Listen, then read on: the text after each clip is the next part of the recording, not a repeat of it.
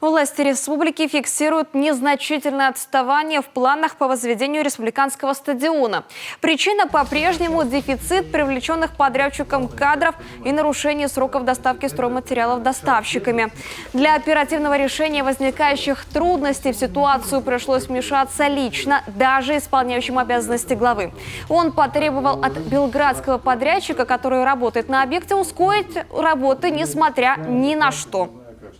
Дождь, снег, значит, работы должны выполняться, и в этом смысле все, тема закрыта. Как вы это будете делать, это ваша проблема.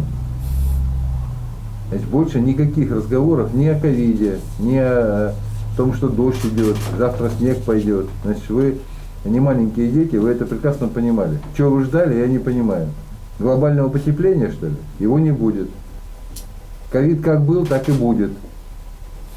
Поэтому нужно принимать меры, исходя из того, что есть.